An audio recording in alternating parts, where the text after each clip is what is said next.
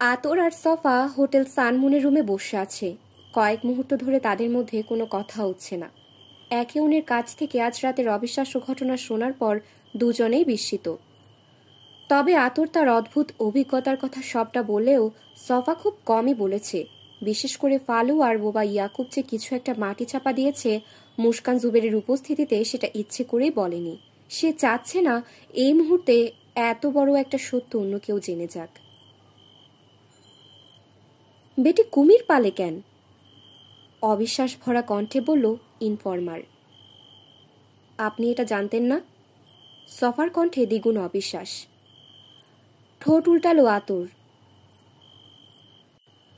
মুস্কান জুবেরি কেন কুমির পালে সেটাতে যতটা না অবাক হচ্ছে, তার চেয়ে বেশি অবাক হচ্ছে এই পুরো ব্যাপারটা আতর আলীর মতো একজন মানুষ জানে না। বলেন কি? ওই ডাইনি তার বাড়ির ভেতরে কি করে না করে সেটা তো ব্যক্তি জানানোর কথা না। সাফাই গাওয়া শুরু করলো সে। হে, মাছ চাষ করে জানতাম, মুরগি আর গরু বাকরির খামারও আছে, কিন্তু সফা কিছু বলল না। সে আগেই বুঝে গেছে মুস্কান জুবেরির ব্যাপার এখানকার কেউই তেমন কিছু জানে না। এমনকি বিবিসি বলে খ্যাত আতর আলীও যৎ সামান্যই জানে। ফালুর ব্যাপারটা কি করবেন? সঙ্গত কারণে আতর প্রসঙ্গ পাল্টাতে চাইল। যে বিষয়ে তার জানাশোনা নেই সে বিষয় নিয়ে আলাপ করতে চাচ্ছে না। ফালু, আস্তে করে বলল সফা। একটু আগে আতরের কাছ থেকে সব শোনার পর এ ব্যাপারটার মাথা মুন্ডু কিছু বুঝতে পারছে না। গোরখোদক তার অ্যাডভান্স খবর নাকি লাশ ছাড়াই ভরাট করে ফেলেছে, আর তার ঘরের খাটের নিচে রেখে দিয়েছে লাশের কঙ্কাল। ঘটনা আসলে রহস্যজনক, কিন্তু এই মুহূর্তে ওই গোরখোদককে নিয়ে খুব বেশি মাথা ঘামাচ্ছে না সে। মুস্কান জুবেরি তার প্রধান লক্ষ্য। ফালুর ব্যাপারটা পরে দেখা যাবে, কিংবা কে জানে ওই মহিলা রহস্য উন্মোচিত হলে তার কোনো দরকারই হয়তো পড়বে না। এক ঢিলেই দুই পাখি মারা পড়বে। ফালু নিজের খাটের নিচে লাশ রাখে কেন? তাড়া দিয়ে বলল আতর। লাশ লইয়া হে করেটা কি? এই প্রশ্নেরও জবাব দিল না সফা। নিজের চোখের সামনে এর চেয়েও বড় কিছু ঘুরতে দেখেছে সে। ওই ডাইনির লগে ফালুর কি সম্পর্ক? ফালু আসলে ওর ঘরে কি রেখেছে, কেন রেখেছে সেটা আগে জানতে হবে, গম্ভীর কণ্ঠে বলল। ফ্যাকাশে মুখে তাকালো আতর। সে ভেবেছিল নূরে সফা তার কাছ থেকে ফালুর ঘটনা শুনে বিনা বাক্যে সব বিশ্বাস করবে। সফা দেখল লোকটার চোখে মুখে এখনো বিস্ময়ের অভিব্যক্তি মিয়ে যায়নি। এই ইনফরমারকে যতটুকু বলেছে তাতেই সে ভেবাচাকা খেয়ে গেছে। এখন তার মনে হচ্ছে ওকে কিছু না বললেই বেশি ভালো হতো। হয়তো ভয় পেয়ে নিজেকে গুটিয়ে নেবে পুরোপুরি, তাকে আর সাহায্য করার সাহস দেখাবে না। পরক্ষণেই তার মনে হলো এতে এমন কোনো সমস্যাও হবে না। সম্ভবত মুস্কান জুবেরির ব্যাপারে খুব বেশি সাহায্য করার ক্ষমতা রাখে না এই লোক। তাকে যেটুকু সাহায্য করার তা ভালো মতোই করেছে। এর চেয়ে বেশি কিছু করার সাধ্য নেই তার। আপনার এ মুঠির মধ্যে পাইয়াও কিছু করল না? ইনফরমার বিস্ময়ের ঘোরের মধ্যে প্রশ্নটা করল। আপনার সাথেও কিন্তু একই কাজ করেছিল মহিলা, মনে করিয়ে দিল সে। হ, তাও তো ঠিক। আতর আলী আরো বেশি দ্বন্দ্বে পড়ে গেল। আপনার আমি কইছিলাম না ওই বেটি একটা ডাইনি? এবার দেখলেন তো? মাথা নেড়ে সায় দিল সে। ডাইনি কিনা জানি না, তবে মহিলার অনেক গোমো রয়েছে। আমাকে সবটা জানতে হবে। সফার দিকে ভুরু কুচকে চেয়ে রইল আতর। এইসব যাই না কি করবেন? পেপারে লিখবেন? লিখা কি হইব? মাথা দোলালো সে। কিচ্ছু হইব না। আমাগো এমপি ওই বেটির ভাউরা হইয়া গেছে। দেখবেন বেটি বিপদে পড়লেই ও মন্দির পুঁতে আইসা হাজির হইব। সফাও এটা হিসেবের মধ্যে রেখেছে। যখনই জানতে পেরেছে এমপির সাথে মহিলার সম্পর্কের কথা, তখনই সে বুঝে গেছিল ব্যাপারটা মোটেও সহজ হবে না। এক পর্যায়ে এমপি জড়িয়ে পড়তে পারে। আমাগো এমপি কইলাম মানুষ ভালা না, চাপা কণ্ঠে বলল আতর। মানুষ মায়েরা নদীতে ভাসাইয়া দেওয়া হের বাপ দাদাগো খাইসলত আসিল। গন্ডগোলের সময় হের বাপে পিস কমিটি করছে, বহুত মানুষ মারছে, এমপিও কম যায় না। কয়টারে গুম করছে, মাটির নিচে পুইতা মারছে, জানেন? আপনি কি ভয় পাচ্ছেন? বাজিয়ে দেখার চেষ্টা করলো সফা। বিব্রত হয়ে ঢোক গেল ইনফরমার। আরে আমি ডরামু কেন? আমি তো কিছু করি নাই। আমি ডরাইতাছি আপনি রে নিয়া। আমাকে নিয়ে ভয় পাবার কিছু নেই, ওরা আমার কিছু করতে পারবে না। সফার আত্মবিশ্বাস দেখে মনে মনে বাঁকা হাসি হাসল আতুর। সব সাংবাদিকই এরকম ভাব করে, নিজেদের মহা ক্ষমতাধর ভাবে, কিন্তু ঠেলায় পড়লে বোঝা যায় ওদের আসলে খুব বেশি শক্তি নেই। এরা পারে শুধু দুর্বলের সাথে চোটপাট দেখাতে। হোমরা চুমরাদের খপ্পরে পড়লে হোগার কাপড় মাথায় তুলে দৌড় দেবে। আচ্ছা, আমার ফোন নাম্বারটা পেলেন কোথায়? সফার প্রশ্নে আতরের চিন্তায় ছেদ পড়ল। গাল চুলকালো সে। এইটা তো এক্কেবারে সোজা। আপনি আজকা ফোনে টাকা ভরছেন না? ওই ফ্যালেক্সি শামসুর লগে আমার আবার হট টেরাম। ওর নম্বরটা তো আমার মুখস্থ, ওরে ফোন দিয়া কইলাম আপনার নম্বরটার কথা। কিন্তু সে কিভাবে আমার নাম্বার জানবে? মানে ব্যালেন্স রিচার্জ করার সময় তো শুধু নাম্বার লেখা হয়, আর এত নাম্বারের মধ্যে আমারটা।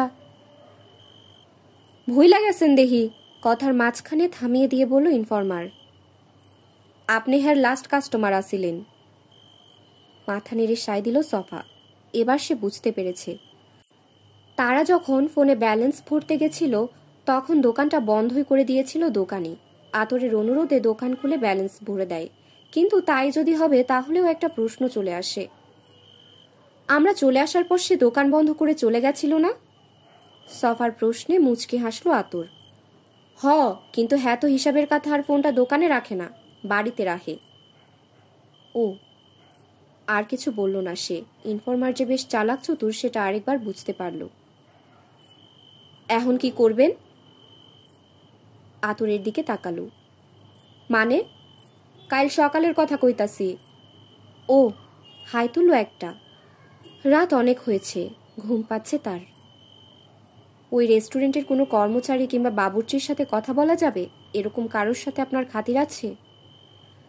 একটু গাল চুলকালো ইনফরমার। আছে, তাই হে তো এখন কাম করে না। কাজ ছেড়েছে কবে? 3-4 মাস হইব। সমস্যা নেই, ওর সাথে কথা বললেই হবে। ঠিক আছে তাইলে, আমি সকালে চইলে আসুমনে। 11টার আগে না, আমি একটু বেলা করে ঘুমাবো, ঠিক আছে? আইসা। আতরকে বিদায় দিয়ে বিছানায় অনেকক্ষণ চুপচাপ বসে রইল সফা। শরীরটা খুব ক্লান্ত। বিছানায় শুয়ে পড়লে ঘুম চলে আসবে হয়তো, কিন্তু ঘুমাতে পারবে কিনা সন্দেহ। তার মাথায় ঘুরছে অসংখ্য প্রশ্ন। এইসব প্রশ্ন নিয়ে ভাবতে ভাবতে ঘুম চলে যাবে। তার বেলায় সবসময় এমনটিই হয়। জামা কাপড় না পাল্টেই বাতি নিভিয়ে বিছানায় শুয়ে পড়ল। মুস্কান জুবেরি, তুমি আসলে কি করো? আতর এমন একটা জায়গায় দাঁড়িয়ে আছে যে ঠিক অচেনা যেমন মনে হচ্ছে না, তেমন পরিচিতি বলেও জোর দিয়ে বলতে পারছে না। রাতের কুচকুচে অন্ধকারে চারপাশটা ভুতুড়ে হয়ে আছে। এখন ঠিক কটা বাজে সেটাও বলতে পারছে না। হাতের দিকে তাকিয়ে মুচকে হেসে ফেলল মনে মনে। সে তো কখনোই হাত ঘড়ি পরে না।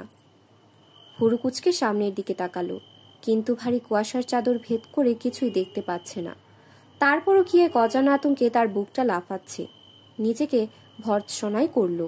সে তো কখনো এতটা ভীতু ছিল না। শার্টের গলা দিয়ে বুকে থুথু দিল। সাহস করে কয়েক পা সামনের দিকে এগিয়ে গেল সে। এখন কানে একটা ভোঁতা শব্দ শুনতে পাচ্ছে। নির্দিষ্ট বিরতি দিয়ে হচ্ছে শব্দটা। সেই শব্দের উৎসের দিকে এগিয়ে গেল আতর। আশ্চর্যের ব্যাপার, এত ভারী কুয়াশা পড়া সত্ত্বেও তার মোটেও শীত লাগছে না। কয়েক পা সামনে এগোতেই কুয়াশার চাদর ফিকে হয়ে আসতে শুরু করলো। থমকে দাঁড়ালো সে। বুকের হৃৎস্পন্দনটাও থেমে গেছে যেন। একটু আগে যেভাবে হাতুড়ি পেটা করছিল সেটা আর হচ্ছে না। তার সামনে একটা গর্ত, ঠিক এরকম একটা গর্তেই সাংবাদিক পড়ে গেছিল, আর সেটা খুঁড়ে রেখেছিল ওই হারামজাদা ফালু। ডানে বামে তাকালো সে। এক পা পিছিয়ে গেল আনমনেই। তার দম এখনো আটকে আছে। মনের একটা অংশ বলছে এক্ষুনি দৌড়ে চলে যেতে, অন্য অংশটা সাহস সঞ্চয় করার তাগিদ দিচ্ছে। ভয় পেলে চলবে না। কিসের ভয়? কাকে ভয়? ফালুকে? চিন্তাটা তার মাথায় আঘাত হানতেই উদ্ভ্রান্তের মতো চারপাশে তাকালো। ফালু কোথায়? একটু আগেই তো ধুপ ধুপ করে শব্দ শুনেছিল। নিশ্চয়ই ফালু আশেপাশে আছে। যেই না ঘুরে পেছনে তাকালো অমনি হাতে পায়ে রক্ত বরফের মতো জমে হিম হয়ে গেল। তার থেকে মাত্র কয়েক হাত দূরে কাঁধে একটা কোদাল নিয়ে দাঁড়িয়ে আছে ফালু। কিছু বলতে চাইল আতুর, কিন্তু মুখ দিয়ে কোনো শব্দ বের হলো না। ফালুর চোখ দুটো লাল টকটকে। হঠাৎ করে তার নজর গেল গোরখোদকের অন্য হাতটায় সাদা কাফনের কাপড়। ফালু সেই কাফনের কাপড়টা তার দিকে ছুঁড়ে মারল। সাদা কাপড়টা তার বুকে লেগে পড়ে গেল মাটিতে। সেদিকে তাকিয়েও দেখল না আতর, তার দৃষ্টি ফালুর দিকে। এখনো মুখ দিয়ে কোনো শব্দ বের করতে পারছে না। আচমকা তাকে একেবারে অপ্রস্তুত করে দিয়ে ফালুর সামনে এগিয়ে এসে তার বুকে একটা ধাক্কা মেরে বসল। চিৎপটাং হয়ে খোলা কবরে পড়ে গেল সে। কবরের নিচ থেকে দেখতে পেল উপর থেকে ফালু তার দিকে চেয়ে আছে। বদমাসটার মুখে বাঁকা হাসি। আমার ঘরে কেন গেছিলি? ফ্যাস ফ্যাসে গলায় জানতে চাইল সে। এর কোনো জবাব দিতে পারল না আতর। তার গলা দিয়ে কোনো শব্দই বের হচ্ছে না। যেন জবান বন্ধ হবার সাথে সাথে হাত পাও অসাড় হয়ে পড়েছে। পরক্ষণে সে টের পেল তার উপরে মাটি ফেলা হচ্ছে। ধূপধাপ শব্দ করে চাকচাক মাটি এসে পড়ছে তার উপরে। না, শব্দহীন চিৎকার দিল সে। কয়েক মুহূর্তেই মাটির নিচে চাপা পড়ে গেল আতর। হাত পা এতটাই অবশ হয়ে গেছে যে কিছুই করতে পারছে না। তবে কি ওই হারামিটা তাকে জীবন্ত কবর দিয়ে দিচ্ছে? হঠাৎ করে টের পেল তার নাম ধরে কেউ ডাকছে দূর থেকে। কে? চিনতে পারল না। তারপরই একটা হাত এসে পড়ল তার ঘাড়ে। শার্টের কলারটা ধরে তাকে মাটি থেকে টেনে তুলে ফেলল এক ঝটকায়। ধরফর করে উঠল তার বুক। জোরে জোরে নিঃশ্বাস নেবার জন্য হাঁসফাঁস করতে লাগলো। কে কে? এবার তার মুখ দিয়ে শব্দ বের হলো।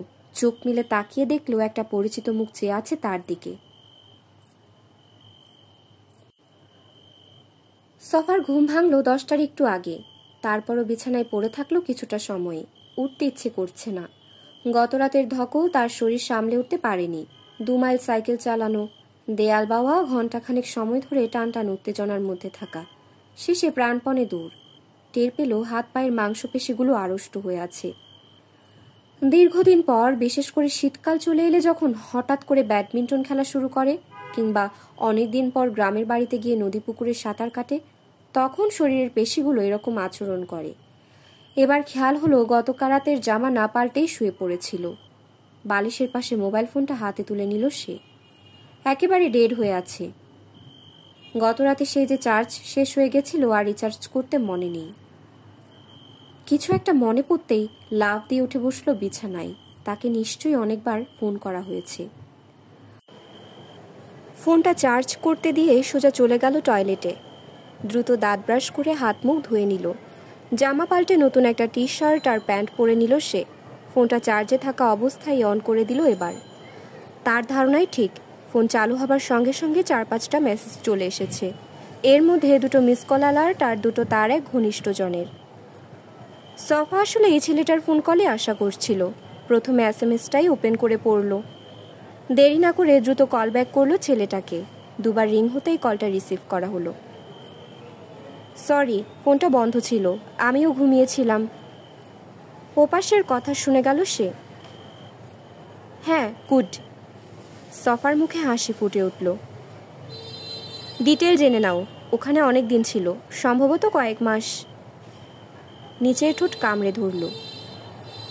এখনকার নাম মুস্কান জুবেরি। হ্যাঁ, জুবেরিটা হাজব্যান্ডের টাইটেল।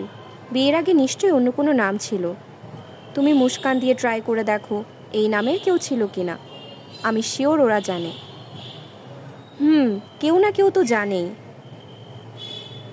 ঘরের মধ্যে পায়চারি করতে করতে ফোনের ওপাশের কথাগুলো শুনে যেতে লাগলো সে। পুরনো স্টাফদের কাছ থেকে জেনে নাও। হ্যাঁ, ওই সময় যারা ছিল, সন্দেহ হলে রেকর্ড চেক করে দেখবে। আমি একদম ডিটেলস চাই। আর খুব দ্রুত করবে। সব ইনফরমেশন আমাকে মেইল করে দেবে। ওকে, ওয়ালাইকুম সালাম। ফোনটা রেখে দিল। সে জানে এখন দ্রুত তথ্য জোগাড় করা যাবে। দারুণ একটা সূত্র পেয়েছে। এটা ধরে এগিয়ে গেলেই অনেক কিছু বের হয়ে আসবে। এজন্য আতরকে মনে মনে ধন্যবাদ দিল সে। লোকটা আসলেই কাজের। সে যতটুকুই করেছে সেটুকুই যথেষ্ট। টের পেল খুব খিদে পেয়েছে। নাস্তা করে লোকটাকে ফোন দেবে। ঘর থেকে বের হতেই অদ্ভুত একটা খেয়াল চাপল তার মাথায়। শেষবারের মতো রবীন্দ্রনাথে গিয়ে নাস্তা করলে কেমন হয়?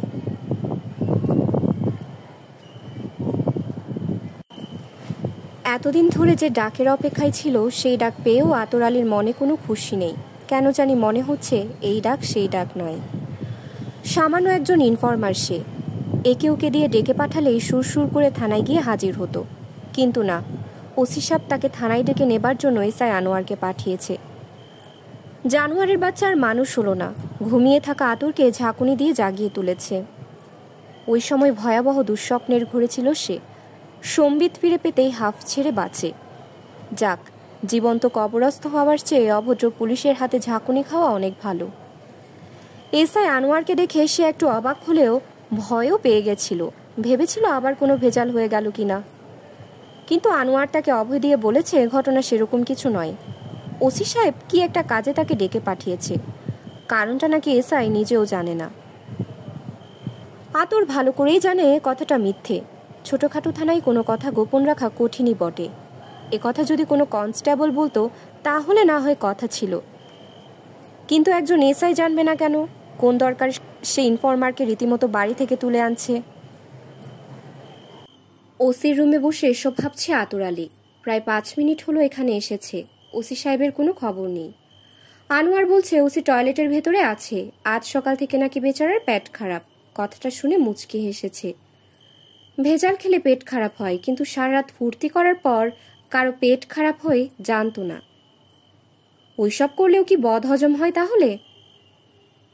এসআই আনোয়ার, যে কিনা কয়েকদিন আগেও তার পার্টনার ছিল, সে এখন ওসির রুমে বসে থাকলেও মুখে কুলুপ মেরে রেখেছে। চুপচাপ মোবাইল ফোনটা নিয়ে কি সব দেখছে সে।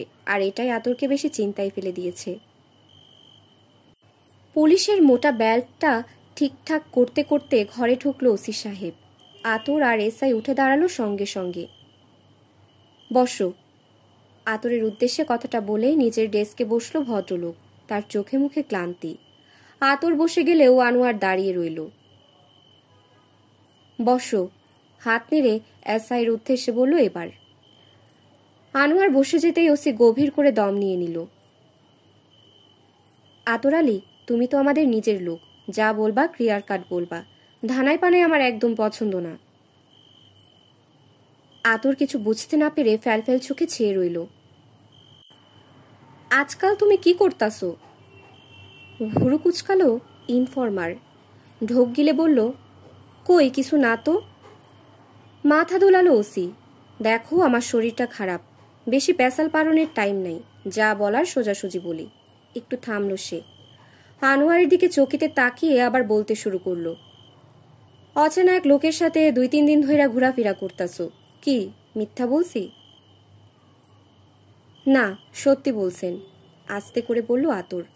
সাংবাদিকের সাথে তার ঘোরাফেরার কথা পুলিশ জেনে গেছে বলে একটু অবাকই হলো। তারা তো থানার ত্রিসীমানার মধ্যেও যায়নি। ওই লোকটাকে? সে কি চায়? কথাটা বলেই তার দিকে স্থির চোখে চেয়ে রইল ওসি। উনি ঢাকা থেকে আসছেন, জমি কিনবেন। আমি একটু হেল্প করতাছি স্যার। আনোয়ারের দিকে তাকালো ওসি, তারপর আবারও ইনফরমারের দিকে। এই সুন্দরপুরে জমি কিনতে আসছে? হ, কিসের যেন খামার করব। আমারে কইল ভাড়া দেহা কিছু খাস জমি দেখাইতে। আমি কইলাম সমস্যা কি, জমি তো এখানে মেলা আছে। মিথ্যে বলতে আতরের কোনো বেগই পেতে হলো না। সবসময় সে গুছিয়ে মিথ্যে বলতে পারে। সে তোমার খোঁজ কিভাবে পাইল? দাঁত বের করে হাসি দিল আতর। আগের কোনো পার্টির কাছ থেকে হুনছে মনে হয়। আমি তো এটা জিগাই নাই। এইসব নিয়ে আমার মাথা ঘামাইয়া কি লাভ? কিন্তু আমাকেও ঘামাইতে হয়, গম্ভীর কণ্ঠে বলল ওসি। জি স্যার। কে কোন উদ্দেশ্যে আসলো, কই থেকে আসলো, কার কাছে আসলো, সব জানতে হয় আমাগো, সব বুঝতে হয়, নইলে আইন শৃঙ্খলা মেনটেন করা খুব টাফ হইয়া যায়। তা তো ঠিকই স্যার, পুলিশ না জানলে কি চলে? স্বাভাবিক কণ্ঠেই বলল ইনফরমার। কিন্তু এই লোকটাকে, সেই ব্যাপারে আমরা কিছুই জানি না। কি জন্যে সে সুন্দরপুরে আসছে তাও অজানা। আস্তে করে ঢোক গিলে পাশে বসে আনোয়ারের দিকে তাকালো আতর। এসআইয়ের চোখে মুখে কোনো অভিব্যক্তি নেই, মরা ইলিশ মাছের মতো নির্বিকার তাকিয়ে আছে তার দিকে। কইলাম না জমি কিনতে আইছে। আতরের কথায় মাথা দোলালো ওসি। আগেই বলছি তোমার এখনো আমরা নিজের লোক ভাবি। যত ঝগড়াঝাটি হোক না কেন তুমি আমাদেরই লোক। আজ বাদে কাল তুমি আমাদের সাথেই আবার কাজ করবা।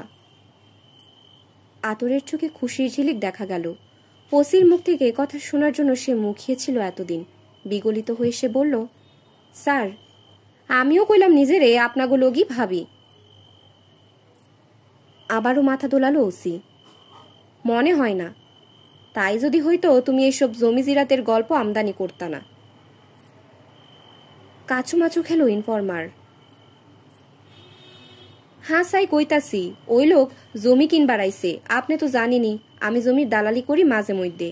ওই লোকরে এখানে ওইখানে জমি দেখাইতেছি, কিন্তু হের পছন্দ হইতাছে না। ওসি বাঁকা হাসি হাসল। রাইত বিরাইতে জমি দেখাইলে পছন্দ হইব কেমনে? জমি দেখাইতে হয় দিনের বেলায়। আতর চোখের পলক ফেলতে ভুলে গেল। তার মিথ্যেগুলো যখন ধরা পড়ে যায় তখন সাময়িক অসহায় বোধ করে। এই মুহূর্তে যার পরনায় অসহায় বোধ করতে শুরু করলো সে। এরপর থেকে দিনের বেলায় জমি দেখাইবা, তাইলে পছন্দ হইব। আর ওই লোকেরে বলবা জমি দেখতে চাইলে দেয়াল না টপকাইয়া সামনের গেট দিয়ে যেন কারোর বাড়িতে ঢুকে। খাস জমি কিনতে চাইলে চোর পাটপাড়ের মতো ফুসকি ফাসকি মারার দরকার নাই। ভেজাল জমি কিনতে চাইলে অবশ্য অন্য কথা। বজ্রা হতো হলো ইনফরমার। তার মুখে কোনো রা নেই। আজকের দেখা দুঃস্বপ্নের মতোই নির্বাক হয়ে গেল। বুঝতে পারলো আর কোনো মিথ্যে না বলাই তার জন্য মঙ্গলজনক হবে। আস্তে করে মাথাটা নিচু করে ফেলল সে। তৃপ্তির হাসি ফুটল ওসির মুখে। আনোয়ারের দিকে তাকালে সে কেবল দীর্ঘশ্বাস ফেলল আস্তে করে। মুখ তুলে তাকালো ইনফরমার। স্যার আমারে মাফ কইরা দেন। দুহাত জোর করে চোখ মুখ যতটা সম্ভব করুণ করার চেষ্টা করল। আমার ভুল হইয়া গেছে। আবারও বাঁকা হাসি দেখা গেল ওসির মুখে। এসআই আনোয়ারের দিকে তাকিয়ে বলল, ইনফরমেশনগুলো লেখা নাও। ডেস্কের উপর রাখা প্যাড আর কলমের দিকে হাত বাড়ালো আনোয়ার। এবার বলো ওই লোকের নাম কি? ঢোক গিল আতর। নূরে, নূরে সফা। কি? ওসি নামটা ধরতে পারল না। কি সফা? নূরে সফা। আবারও বলল ইনফরমার। নূরে সফা? আনোয়ারের দিকে তাকালে সে ঠোঁট উল্টালো। নাম তো একখান মাশাল্লাহ, নূরে সফা। নূর মানে আলো, সফা হইল আসলে সফা। নোয়াখালী আর চট্টগ্রামের পাল্লাই পইরা সফার দফা রফা হইয়া গেছে মনে হইতাছে। আনোয়ার মুচকি হেসে নামটা টুকে নিল নোটপ্যাডে। তাহলে কি দাঁড়াইল? কারোর জবাবের অপেক্ষা না করে ওসি বলল, পরিষ্কার আলো, ফকফক আলো। এরপরই হা হা হা করে হেসে উঠল সে। আন্দাজে কইলাম আর কি, আমি আবার আরবিতে খুব কাঁচা ছিলাম। এসআইও সেই হাসির সাথে যোগ দিল, তবে নিঃশব্দে। সে কি করে? হাসি থামিয়ে আচমকা কাজের কথায় চলে এলো ওসি। সাংবাদিক। ভুরু কুচকে গেল ভারপ্রাপ্ত কর্মকর্তার। সাংবাদিক? জি স্যার, বিরাট বড় ব্যাপারের সাংবাদিক। কোন ব্যাপারের? মহাকালের। ওসি আর এসআই দৃষ্টি বিনিময় করল দ্রুত। মহাকাল দেশের অন্যতম প্রভাবশালী পত্রিকা। এই পত্রিকার কিছু সাংবাদিক নিজেদেরকে এমপি মন্ত্রীও ভাবে। সবকটা বেয়াদপের হাড্ডি। এদেরই একজনের পুংটামির কারণে আজ তাকে ঢাকা ছেড়ে সুন্দরপুরের মতো বদখত জায়গায় এসে ওসিগিরি করতে হচ্ছে। হারামজাদা, মনে মনে বলে উঠল ওসি। সে এখানে কি করতে আসছে? ম্যাডামের পিছনে লাগছে কেন? তার মতলবটা কি? আতর একটু দ্বিধার মধ্যে পড়ে গেল।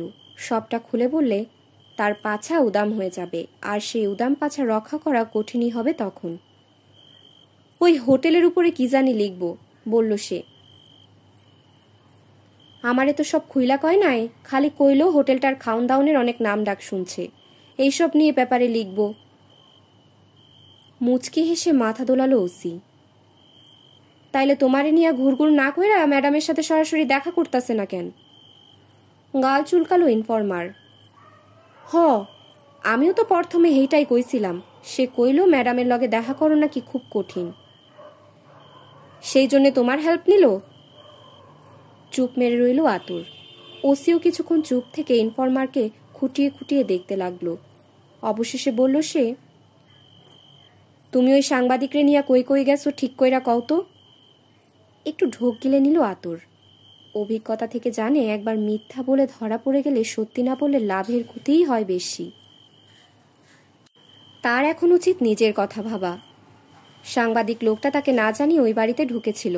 তাকে বললে সে অবশ্যই মানা করত। লোকটার এই বাড়াবাড়ি করার কারণেই আজ তাকে বিপদে পড়তে হচ্ছে। এখন তাকে রক্ষা করতে গেলে সে নিজেই বিপদে পড়ে যাবে। কয়েকদিনের পরিচয়ের মানুষের জন্য এত বড় ঝুঁকি নেওয়াটা ঠিক হবে না। কি হইল?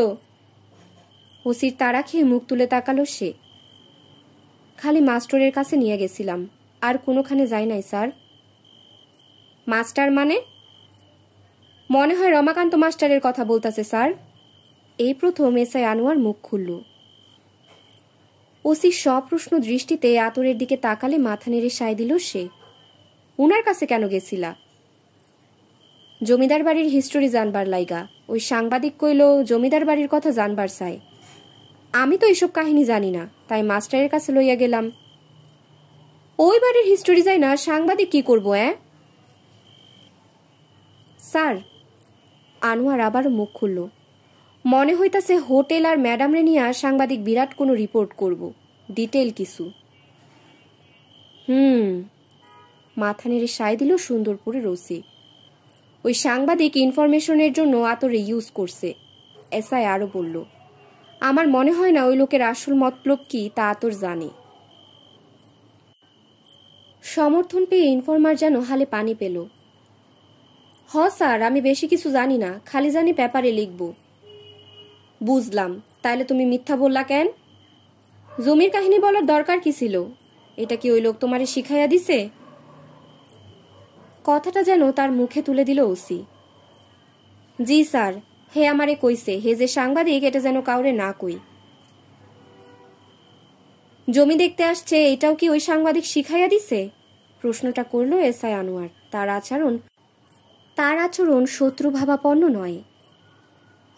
প্রথমে জমির কথা বইলা আলাপ শুরু করছে, তার বাদে কয় সে নাকি সাংবাদিক। হইবে। একটু থেমে গেল আতুর। আর একটুর জন্য মুখ থেকে বেটি শব্দটা বের হয়ে গেছিল। হোটেলটার মালিকের খবর জানবার চাই। আচ্ছা, মুচকি হাসি দিল ওসি। তাইলে তো ওই সাংবাদিক একেবারে ঠিক জায়গাতেই টোকা মারছে। আমাদের আতরের মতো বিবিসি থাকতে অন্য কারো কাছে কেন যাইব সে? টিটকারিটা গায়ে মাখল না ইনফরমার। তাকে যে লোকে আড়ালে আবডালে বিবিসি বলে ডাকে, এ নিয়ে সে বরং গর্বই করে। কাল রাইতে তুমি কি ওই সাংবাদিকের সাথে ছিলা? আতর ওসির দিকে স্থির চোখে তাকালো। বোঝার চেষ্টা করলো ঘটনা কি। আর কোনো ধানাই পায় নাই কইরো না, যা ঘটছে সত্যি সত্যি বইলা দাও।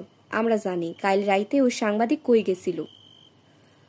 আমি হের লগে আসিলাম না স্যার, বিশ্বাস করেন। হে একলাই গেছিল। কই গেছিল? ঢোক গিলল ইনফরমার। মাইনে তুমি কইলাম সব জানো আতর। স্যার, আমি জানলে তো হেরে এমন আকাম করতেই দিতাম না। পুরোপুরি মিথ্যে বলার চেয়ে আধা সত্যি বলাই ভালো হবে বলে কথাটা বলল সে। তাই নাকি? ওসের চোখে মুখে প্রচ্ছন্ন সন্দেহ। রহমান মিয়ারে জিগাইয়া দেহিন, হের কাছ থেকেই আমি জানবার পারছি সাংবাদিক জমিদার বাড়ির দিকে গেছে। একটা মুখ্য ম্যালিবাই ব্যবহার করল। কোন রহমান মিয়ার কথা বলতেছো? স্যার, ওই রেস্টুরেন্টের উল্টা দিকে যে চায়ের দোকানটা আছে সেই দোকানের কথা বলতাছে। এসআই আনোয়ার আগ বাড়িয়ে বলে দিল। ওসি মাথা নেড়ে সায় দিয়ে আবার জিজ্ঞেস করলো আতরকে, রহমান মিয়ার কাছ থেকে শুই না তুমি কি করলা? ইনফরমার একটু ঢোক গিলল। মিথ্যে বলা তার জন্য সহজ, কিন্তু সত্যি মিথ্যা বিলিয়ে বলাটা একটু কঠিনই মনে হচ্ছে। কতটুকু সত্যি বলবে আর কতটুকু মিথ্যে সেটার হিসেব করতে গিয়ে হিমশিম খাচ্ছে সে। রহমান মিয়ার কাছ থেকে শোনার পরে দেখি সাংবাদিক সাইকেল চালায় আইতাছে। অবশেষে ভালোভাবে সত্যি মিথ্যাটা বলতে পারলো আতুর। আমি ওরে থামাইয়া জিগাইলাম কি হইছে। সে বলল পরে কমুনে, আগে সাইকেলে উঠেন। আমি তো বেকুব হইয়া গেলাম, ঘটনা কি কিছুই বুঝবার পারলাম না। তারপর তুমি কি করলা? কি আর করুম, মাথা মুথা কিছুই কাম করতেছিল না। উইঠা বসলাম হের সাইকেলে। এসআই আনোয়ারের দিকে তাকালো ওসি।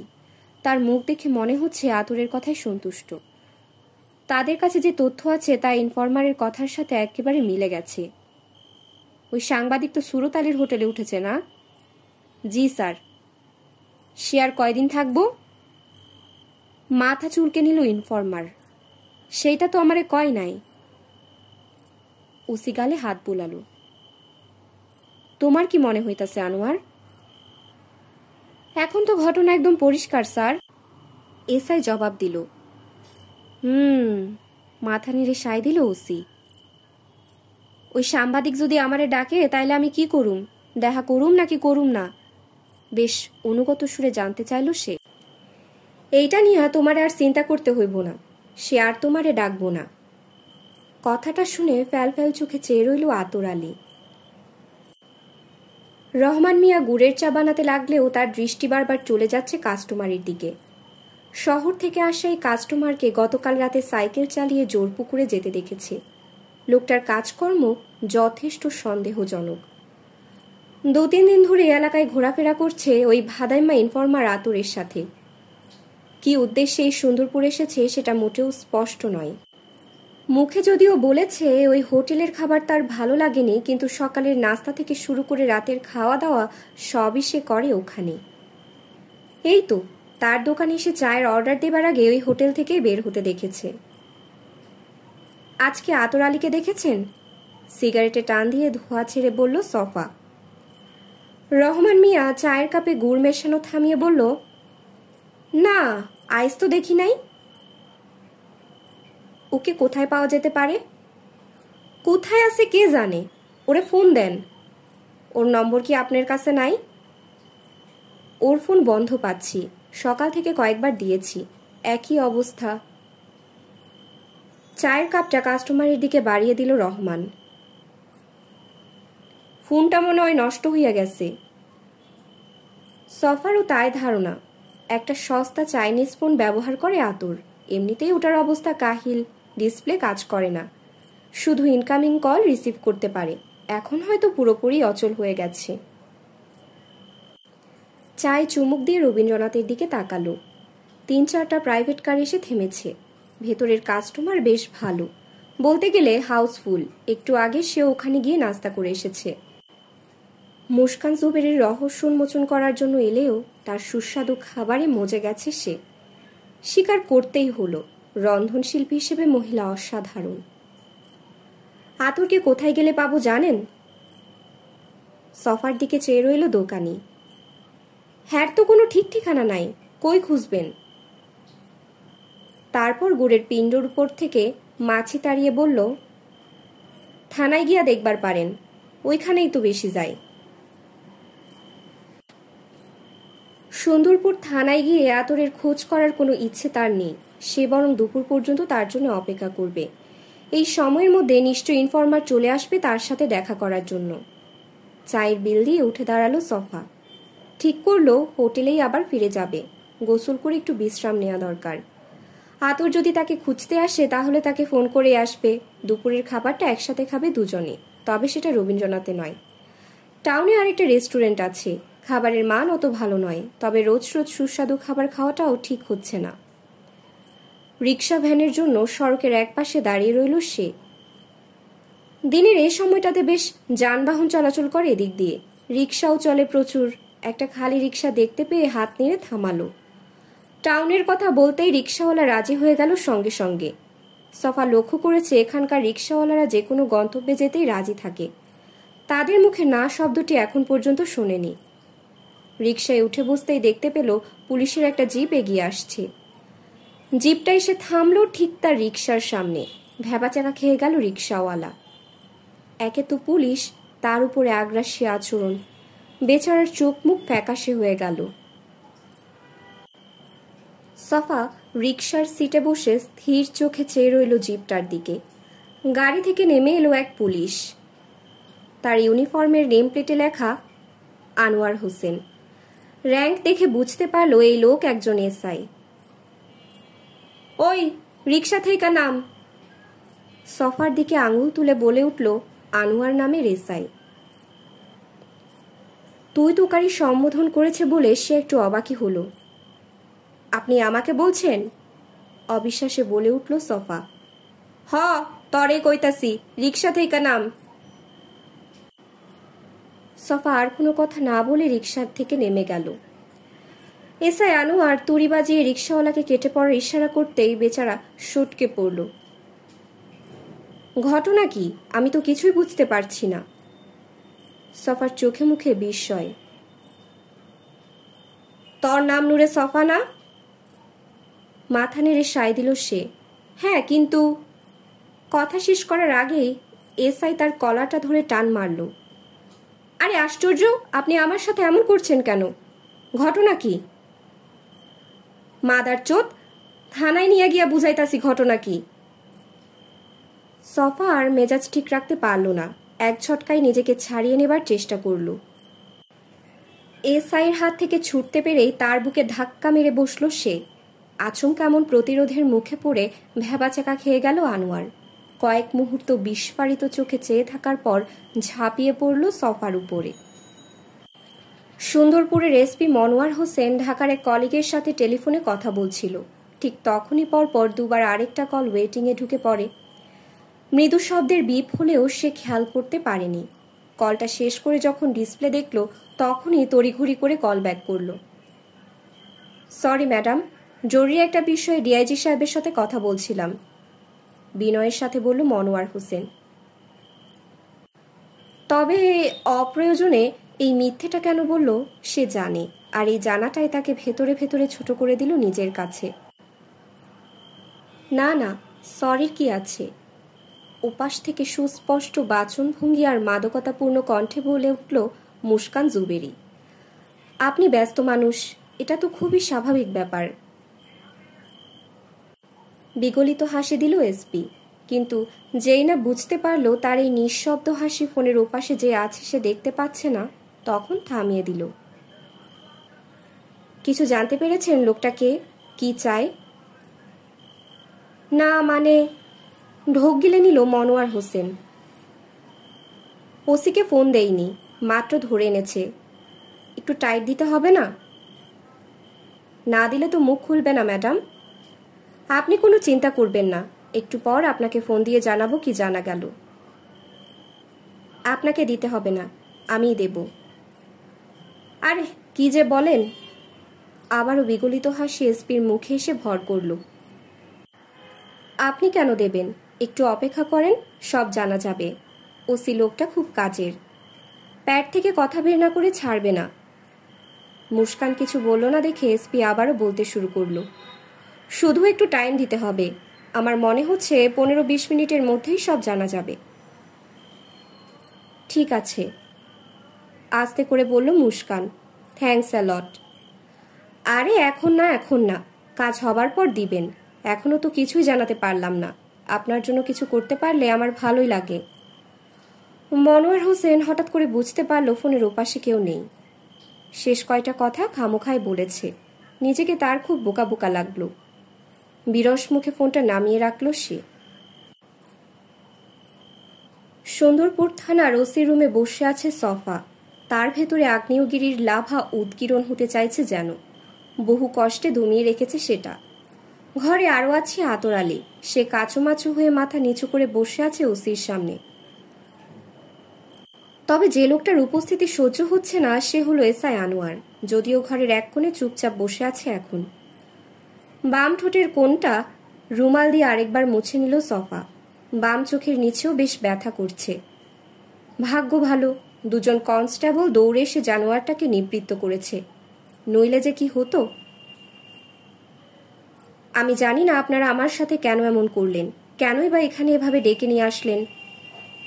বেশ শান্ত কণ্ঠে বলল সে। আমাকে ভদ্রভাবে ডাকলে আমি থানায় চলে আসতাম। ওসি স্থির চোখে তার দিকে চেয়ে আছে। মুখে কিছু বলছে না। আমি তো কোনো চোর বাটপার নই, কোনো অপরাধও করিনি, তারপরও। সফা আবারও ঠোঁট মুছল। চোর বাটপার না সেটা কেমনে বুঝবো? বেশ টেনে টেনে বলল ওসি। সফা অবিশ্বাসে চেয়ে রইল লোকটার দিকে। রাইত বিরাইতে প্রাইভেট প্রপার্টির দেয়াল টপকাইয়া যে ঢুকে তারে তো চোর বাটপার বলাই যায় নাকি? বিস্ময়ে থ বনে গেল সফা। আতর আলীর দিকে ফিরে তাকালো। সে এখনো মাথা নিচু করে রেখেছে। ডাকাইত মনে করলেও তো কোনো সমস্যা দেখতাছি না, হেসে বলল সুন্দরপুর থানার ভারপ্রাপ্ত কর্মকর্তা। সফা নিশ্চিত ইনফরমার আতর সব বলে দিয়েছে। বাঁকা হাসি হাসল সে। ওসির কথায় কোনো জবাব না দিয়ে আবারও ঠোঁট মুছতে ব্যস্ত হয়ে পড়ল। আপনি যা খুশি তাই ভাবতে পারেন, একদম স্বাভাবিক কণ্ঠে বলল সফা। পুলিশ যা খুশি তাই ভাবে না। ওসিও চেয়ারে হেলান দিয়ে আয়েশ করে বলল, যে যা পুলিশ তারে তাই ভাবে। চোর রে চোর, ডাকাইত রে ডাকাইত। একটা হাই তুলে রুমালটা ডেস্কের উপর রাখল সে। এসব কথা বাদ দিয়ে এখন বলেন আমাকে কেন এভাবে তুলে আনা হয়েছে?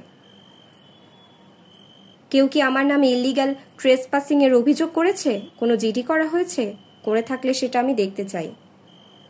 সাংবাদিকের এমন উদ্ধত ভঙ্গি পছন্দ হলো না ওসির। সময় হইলে সব দেখতে পাইবেন, চিবিয়ে চিবিয়ে বলল কথাটা। তাহলে সময় এখনো হয়নি? বাঁকা হাসি দিয়ে বলল সফা। ওসির চোখ মুখ দেখে মনে হচ্ছে নিজেকে বহু কষ্টে নিয়ন্ত্রণ করছে। ঘরের এক কোণে বসে থাকা এসআই আনোয়ার রাগে ফুঁসছে। জীবনে এরকম অনেক বেয়াদব সাংবাদিক দেখেছে সে। এরা সব সময় চ্যাটাং চ্যাটাং করে কথা বলে, এমনকি প্যাদানি খাওয়ার পরও। মনে হইতেছে এখনো শিক্ষা হয় নাই। ওসি রাগের মধ্যেও মুখে হাসি এঁটে বলল। বাঁকা হাসি হেসে মাথা দোলালো সফা। শোনেন মিস্টার তোফাজ্জল, ওসির ইউনিফর্মে এই নামটাই লেখা আছে। আপনারা কি ধরনের শিক্ষা দেবেন সেটা নিয়ে আমি মাথা ঘামাচ্ছি না। আমি শুধু জানতে চাই। চুপ মেরে গেল অল্পক্ষণের জন্য। আমাকে এখানে কেন নিয়ে এসেছেন? শেষ কথাটা বলল বেশ সিরিয়াস ভঙ্গিতে। সুন্দরপুরের ওসি তোফাজ্জল হোসেন স্থির চোখে চেয়ে রইল। পুলিশে কাজ করে বলে হর হামেশাই তাকে সাংবাদিকদের সামলাতে হয়। তাদের মধ্যে অনেকেই এই সফা নামের লোকটার মতো আচরণ করে। নিজেদেরকে এরা ধরাছোঁয়ার বাইরে মনে করে সব সময়। আপনার নাম সফা, তাই না? যেন কাজের কথায় ফিরে যাচ্ছে এমনভাবে প্রশ্নটা করল ওসি। নূরে সফা। বাঁকা হাসি হাসল ভদ্রলোক। মিস্টার নূরে সফা। দুহাত ডেস্কের উপর রাখল সে। এখন বলেন আপনি কি করেন? আতরের দিকে চকিতে তাকালো সে। কেন? ও এই ব্যাপারে আপনাদের কিছু বলেনি? ও কি বলছে না বলছে ভুইলা যান। এখন আমি জিজ্ঞাসা করব, আপনি জবাব দিবেন। কাটা কাটা ভাবে বলল তোফাজ্জল হোসেন। সাংবাদিকতা। কোন ব্যাপারের? মহাকাল। এইখানে কি জন্য আসছেন? বলা যাবে না। একটা অ্যাসাইনমেন্ট নিয়ে এসেছি, এর বেশি কিছু বলা আমার পক্ষে সম্ভব নয়। আপনি নিশ্চয়ই কোনো সাংবাদিককে বাধ্য করতে পারেন না তার অ্যাসাইনমেন্টটা কি সেটা জানার জন্য। অবশ্যই পারি, যদি সে তার অ্যাসাইনমেন্টের নামে বেআইনি কাজকর্ম কইরা বেড়ায়। তা অবশ্য ঠিক বলেছেন, সহমত পোষণ করল সফা। দেখতে পেল ওসি একটু অবাকই হয়েছে। সেক্ষেত্রে আমি জানতে চাইব আমার বিরুদ্ধে অভিযোগটা কি। ওই যে বললাম, ইলিগাল ট্রেসপাসিং, রাইত বিরাইতে ভদ্রলোকের বাড়িতে হানা দেয়া। ভদ্রলোক নাকি ভদ্র মহিলা? সফার এমন কথায় নিজের রাগ দমাতে বেগ পেল ওসি। আমার চাই আপনিই তো ভালো কইরা জানেন, দেয়াল তো আমি টপকাই নাই। মুচকি হেসে বলল নূরে সফা। আমার মনে হয় আপনিও ভালো করে জানেন। এত কিছু যখন জানেন, এটাও নিশ্চয়ই আপনার জানা আছে। কি বলেন? ভুরু কুচকে তাকালো ওসি।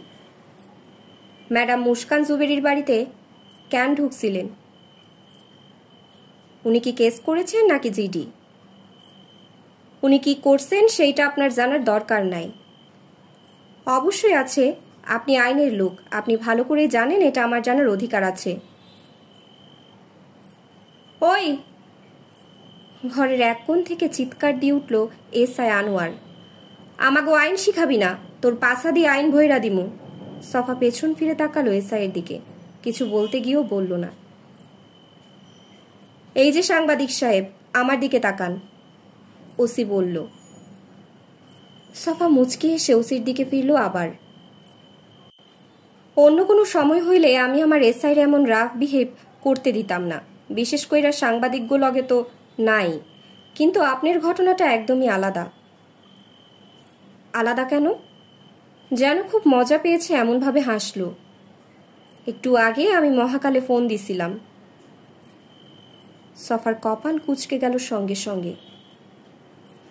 ওইখানে নূরে সফা নামের কোনো সাংবাদিক কাজ করে না। কথাটা শুনে এসআই আনোয়ার চেয়ার ছেড়ে উঠে দাঁড়ালো, আর আতর আলী ড্যাব ড্যাব চোখে চেয়ে রইল সফার দিকে। বিষয়ের চেয়েও বেশি কিছু আছে তার অভিব্যক্তিতে, যেন তার সাথে বেইমানি করা হয়েছে। তথ্যটা দিয়ে সবাইকে অবাক করতে পেরেছে বলে সুন্দরপুর থানার ওসি ডেস্কের নিচে পা দোলাতে লাগলো, মুখে যথারীতি বাঁকা হাসি। শালায় একটা ভুয়া সাংবাদিক। গুনগুন করতে করতে নিচে নেমে এলো মুস্কান। একটু আগে গোসল করেছে, চুলগুলো এখনো শুকোয়নি, কখনো হেয়ার ড্রায়ার ব্যবহার করে না সে। ফ্যানের নিচে দাঁড়িয়েও চুল শুকায় না, চুলগুলো খুলে রেখে দেয়। বড় জোর রোদে কিছুক্ষণ হাঁটাহাঁটি করে, আজ ঠিক তাই করছে। সচেতনভাবে গত রাতের ঘটনাটা মন থেকে তাড়াতে চাইছে সে। তার নার্ভ এমন দুর্বল নয় যে এই সামান্য ঘটনায় ভরকে যাবে, ঘন্টার পর ঘন্টা এই নিয়ে ভেবে অস্থির হবে। এর চেয়ে অনেক বড় দুর্বিপাকে পড়েছে, এমন পরিস্থিতিতে নিপতিত হয়েছে যা কোনো সাধারণ মানুষের পক্ষে সহ্য করে টিকে থাকা অসম্ভব, কিন্তু সে পেরেছে। আর তারপর থেকে পুরো জীবনটাই বদলে গেছে চিরতরের জন্য। এসব চিন্তা থেকে নিজেকে দূরে সরিয়ে রাখার জন্য সামনের লনটার দিকে তাকালো। দুপুরের রোদে চকচক করছে এখন। নিয়মিত পানি দেবার পরও ঘাসগুলো জায়গায় জায়গায় হলদেটে হয়ে গেছে দেখে মন খারাপ হয়ে গেল। কিছুই করার নেই, এটাই প্রকৃতির নিয়ম। শীতকালে যতই যত্ন নেওয়া হোক ঘাস শুকিয়ে যাবেই, এটা হলো পাতা ঝরা ঋতু। মেইন গেটের দিকে তাকালো, ওখানে এখন কেউ নেই। একটু আগে দারোয়ান ছেলেটা গোসল করার জন্য জোর পুকুরে গেছে। বাড়িটার চারপাশে তাকালো মুস্কান। দেখে মনে হয় না 1884 সালে এটা নির্মাণ করা হয়েছিল। অবশ্য এরপর অনেকবার রেনোভেট করা হয়েছে। মেরামতের শেষ কাজটি সম্পূর্ণ করা হয় মাত্র 5 বছর আগে। মূল নকশাটাকে অক্ষত রেখে যতটা সম্ভব আধুনিক উপকরণ যোগ করা হয়েছে কেবল। অ্যাটাচড বাথরুম আর কিচেন ল্যাবটার কথা বাদ দিলে প্রায় সবকিছুই আগের অবস্থায় ফিরিয়ে আনা হয়েছে। কিন্তু মুস্কান যখন বাড়িটা নিজের করে পেল তখন একেবারে আস্তাবলের মতোই ছিল জায়গাটা। দীর্ঘদিন বিভিন্ন মানুষের দখলে থাকা, তারপর আবার পরিত্যক্ত হয়ে পড়ে থাকার পর এই সব সৌন্দর্য গৌরব প্রায় ধ্বংস হয়ে গেছিল। যে লনে সে এখন হাঁটছে সেটা বড়সড় ঘাসে পূর্ণ খোলা জায়গা ছাড়া আর কিছু ছিল না। লনের মাঝখানে যে ফোয়ারাটা আছে সেটার ধ্বংসাবশেষ খুঁজে পেয়েছিল ঝোপ আর মাটির নিচে। বাড়িটা দীর্ঘদিন গুদাম ঘর হিসেবে ব্যবহার করেছিল স্থানীয় এক টাউট পলিটিশিয়ান। জোরপুকুরটা বলতে গেলে কচুরিপানায় ভরে ডোবায় পরিণত হয়ে গেছিল। পানি বলতে গেলে ছিল গাঢ় কালচে আর ঘন ময়লা। বাড়ির 3 দিকে ঘিরে থাকা জলাশয়টির অবস্থা ছিল আরো করুণ। কচুরিপানা আর আগাছায় ভরে গেছিল পুরো জায়গাটি। বেঁচে যাওয়া পুরনো কিছু ছবি দেখে দেখে রেনোভেশনের কাজটি করা হয়েছে, তবে জোরপুকুরের দক্ষিণে যে শিব মন্দিরটি আছে সেটার কোনো সংস্কার করা হয়নি। অবশ্য মন্দিরের কোনো কিছু ওখানে ছিলই না। এখন যেটুকু ভগ্নাবশেষ আছে ঠিক সেরকমই ছিল। মেরামতের অযোগ্য মন্দিরের পুরনো কোনো ছবিও তার কাছে নেই। থাকলেও যে ওটা রেনোভেট করতো তা নয়। মন্দির ব্যবহার করার মতো কেউ এখন এই বাড়িতে থাকে না। সত্যি বলতে ওখানে গিয়ে পূজা করার মতো খুব বেশি সংখ্যক মানুষজন এই সুন্দরপুরে নেইও। রোদের প্রকোপে সাদা রঙের বাড়িটাকে আরো বেশি মোহনীয় লাগছে। তবে সে খেয়াল করল 5 বছরের পুরনো সাদা রং কিছুটা ঔজ্জ্বল্য হারিয়ে একটু হলদেটে হয়ে গেছে। সে চেয়েছিল তাজমহলের মতো সাদা রং, রোদ আর পূর্ণিমার সাদা মুক্তার মতো চকচক করবে। বাড়ি থেকে চোখ সরিয়ে নিল। একটা দুঃখবোধে আক্রান্ত হলো সে। সবসময় এটা ঘটে তার সাথে। যখনই সে থিতু হয়ে আসে তখনই এটা ঘটে। একবার নয়, দুবার নয়, বেশ কয়েকবার এরকম হয়েছে। সত্যি কথা হলো এই বাড়িটার মায়ায় পড়ে গেছে। আর সে জানে মায়া বড্ড খারাপ জিনিস। এর সাথে অবিচ্ছেদ্যভাবে জুড়ে থাকে সুতীব্র কষ্ট। দীর্ঘশ্বাস ফেলে মাথার চুলে আঙুল চালিয়ে দেখে নিল কতটা শুকিয়েছে। লনে কিছুক্ষণ থাকার পর বুঝতে পারল শীতের নরম রোদ আর নরম নেই, গায়ে এসে লাগছে। বাড়ির দিকে পা বাড়ালো সে। সদর দরজার কাছে আসতেই ভেতর বাড়ি থেকে সাফিনা দৌড়ে ছুটে এলো তার কাছে। মেয়েটার হাতে মোবাইল ফোন। আপনার ফোন। হাঁপিয়ে উঠেছে সে। সেটাই স্বাভাবিক। তার এই ফোনটা রাখা ছিল দোতলার লিভিং রুমে। সেখান থেকে দৌড়ে নেমে এসেছে নিচে। ফোনটা হাতে নিয়ে মেয়েটাকে চলে যাবার ইশারা করল। হ্যালো। ওপাশ থেকে একটা পুরুষ কণ্ঠ আনন্দে বিগলিত হয়ে বলল, ম্যাডাম কেমন আছেন? জি ভালো। আপনি? পুলিশের চাকরিতে খুব বেশি ভালো থাকার উপায় নেই, সবসময় ব্যস্ত থাকতে হয়। আপনাকে আর কি বলবো, আপনি তো সবই জানেন। মুস্কান কিছুই বলল না। এসব আদিক্ষেতা কথাবার্তা তার ভালো লাগছে না। দরকারের সময় অপ্রয়োজনীয় কথাবার্তা অসহ্য লাগে। ওহ, যার জন্য ফোন দিয়েছি ওই লোকটার খবর জানা গেছে। সে একজন সাংবাদিক। কপালে একটু ভাঁজ পড়ল তার। কোথায় কাজ করে? মহাকালে। একটু ভেবে জিজ্ঞেস করল সে। তার ইন্টেনশনটা কি জানতে পেরেছেন? বলছে সে নাকি আপনার ওই রবীন্দ্রনাথের উপর একটা ইনভেস্টিগেটিভ রিপোর্ট করতে চায়। এসপি জানে। মুস্কান রেস্টুরেন্ট শব্দটি পছন্দ করে না। এখনো ওসির রুমে আছে, আর একটু টাইট দিলে আরও কিছু কথা হয়তো বের হবে। উনি যে সাংবাদিক এটা কি আপনারা কনফার্ম করতে পেরেছেন? ফোনের ওপাশে কয়েক মুহূর্তের নীরবতা নেমে এলো।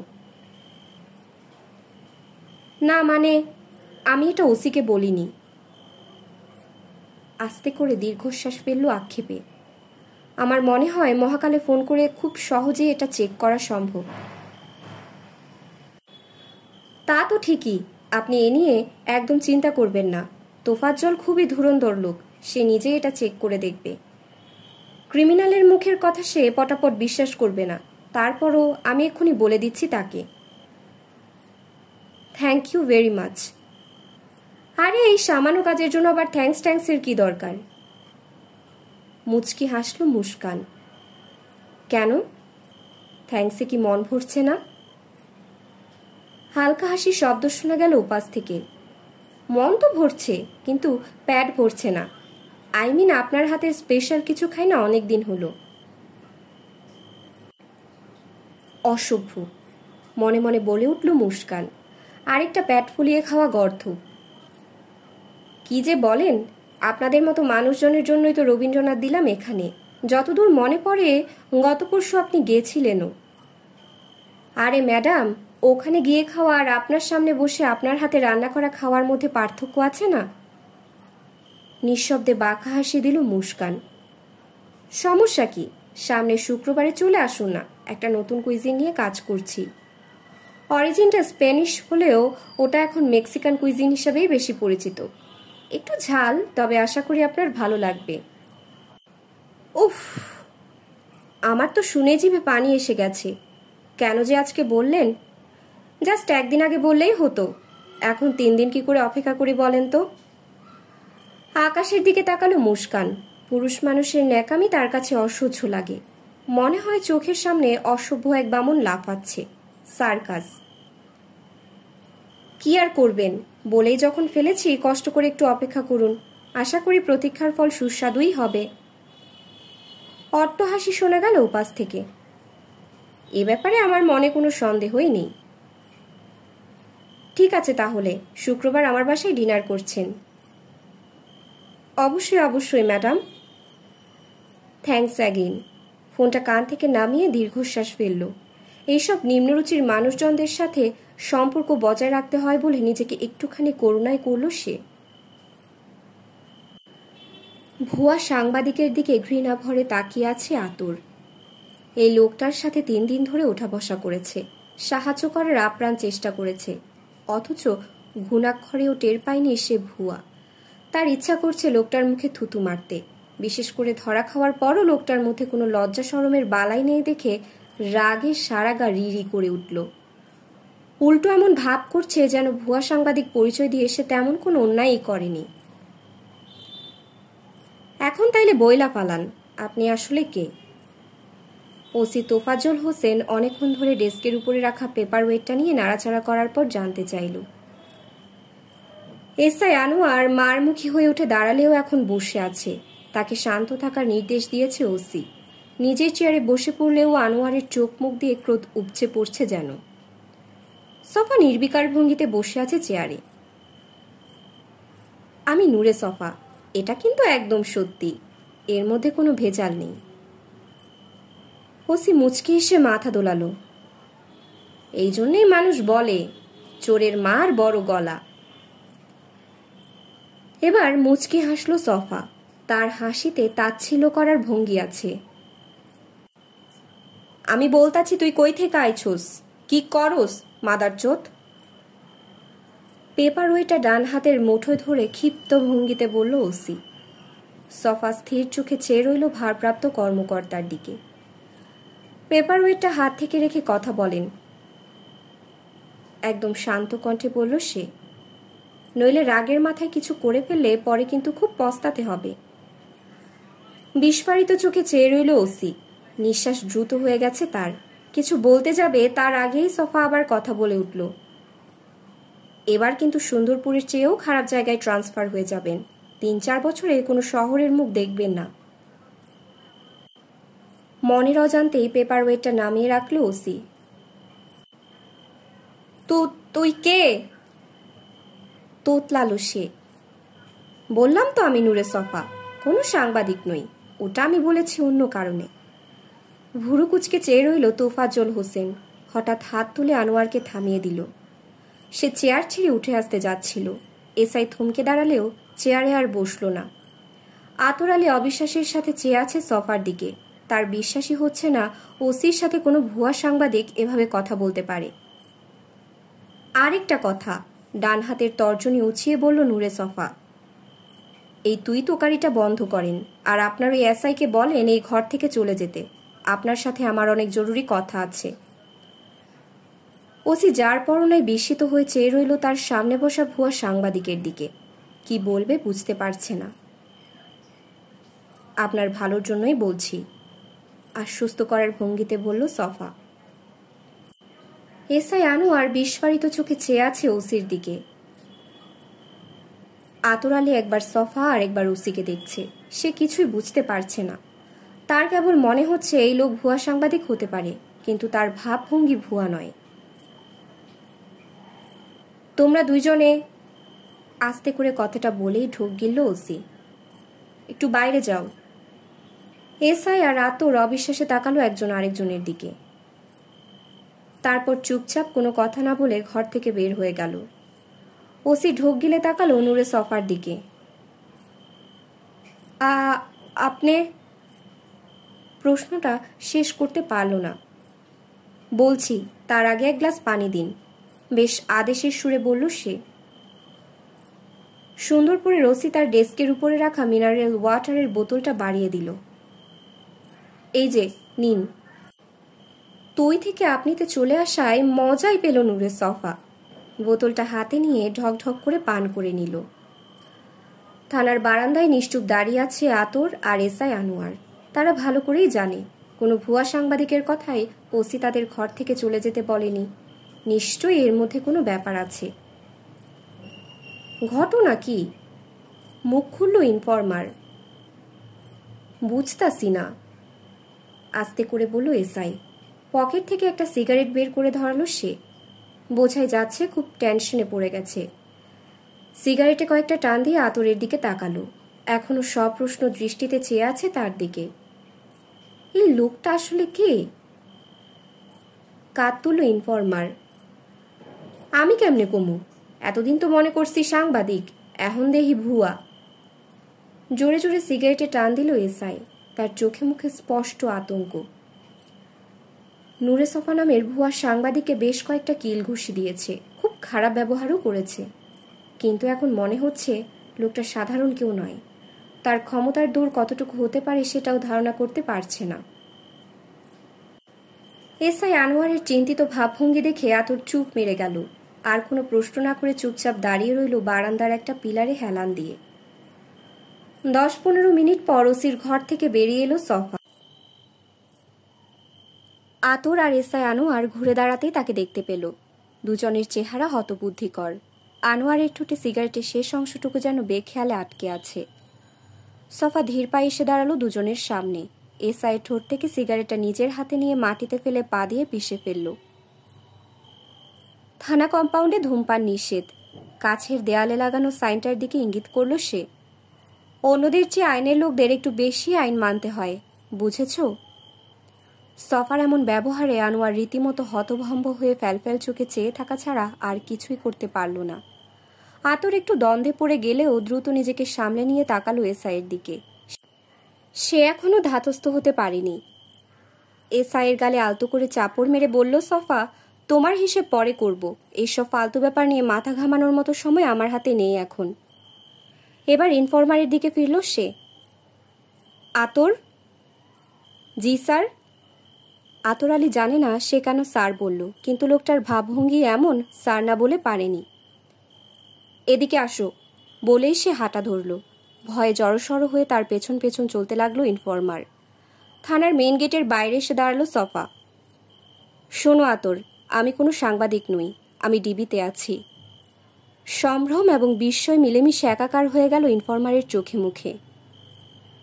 তুমি আর আমি কিন্তু আগের মতোই কাজ করব, ঠিক আছে? মাথা নেড়ে সায় দিল আতর আলী। তার মুখের জবান বন্ধ হয়ে গেছে। প্রসন্নভাবে হাসল সফা। সুন্দরপুরে আসার আগে এখানকার থানায় কাজ করে গেছে এমন একজনের কাছ থেকে আতর আলী বিবিসির খোঁজ পেয়েছিল। তোমার মোবাইল ফোনটা ঠিক আছে তো? জি জি স্যার, তয় ডিসপ্লে। হাত তুলে থামিয়ে দিল তাকে। জানি, এখন মন দিয়ে আমার কথা শোনো। আতরের কাঁধে হাত রাখলো নূরে সফা। ফোনটা চালু রেখো, যে কোনো সময় আমি তোমাকে ফোন দেব। এখানে তুমি ছাড়া আর কারোর উপর নির্ভর করতে পারছি না। ইনফরমারের চোখ মুখ উজ্জ্বল হয়ে উঠল।